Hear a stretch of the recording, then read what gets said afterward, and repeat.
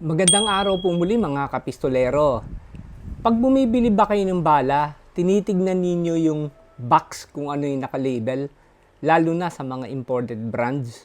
Baka ang nabibili po ninyo ay yung mga plus P ammo. Instead of regular ammo na 9mm ay plus P ang nabibili po ninyo.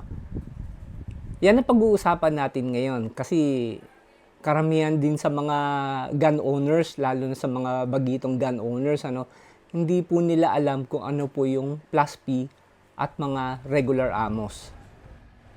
Una po sa lahat, kung makikita po ninyo, nakalagay malimit sa mga label, 124 GR. Ano po ba yung GR? Ang GR po, yun po yung grains. Sa madaling salita, ang grains po ay isang measurement kung gaano po kabigat yung head, yung bullet. So, pag sinabing 124 grains, so 124 po yung timbang ng bullet.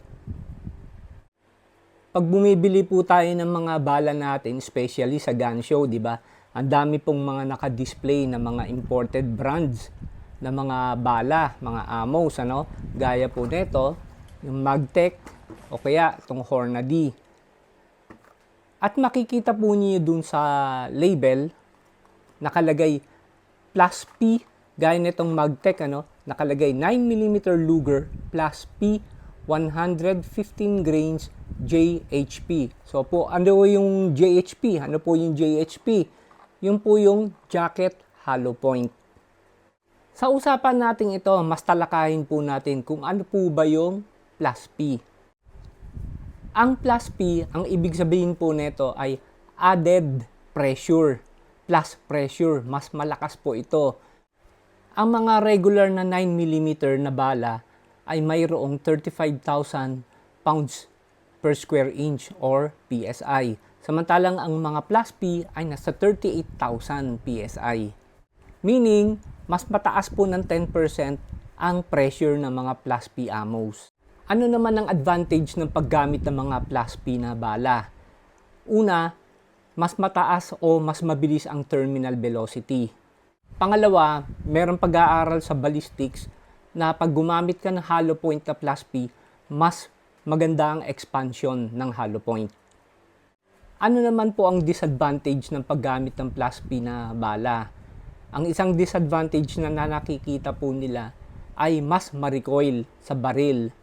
Lalo na kapag ang ginagamit mo ay mga compact o subcompact na baril. Alam ko may magtatanong dyan, lahat ba ng baril pwedeng gamitan ng plus P na bala? Ang sagot ay hindi. Mas maganda kung i-check po ninyo o basahin nyo muna yung mga user's manual po ninyo. Kung ang mga unit po ba ninyo ay pwedeng gamitan ng plus P na bala. Maiksi lang naman tong video na to kasi may mga nagtatanong lang naman sa akin kung ano po daw yung magandang bala pang carry nila. At sana dagdag kaalaman din po ito lalo na sa mga newbie na gun owners. Hanggang sa muling kwentuhan ulit natin mga kapistolero. Mag-iingat po tayo palagi and be a responsible gun owner and to God be the glory.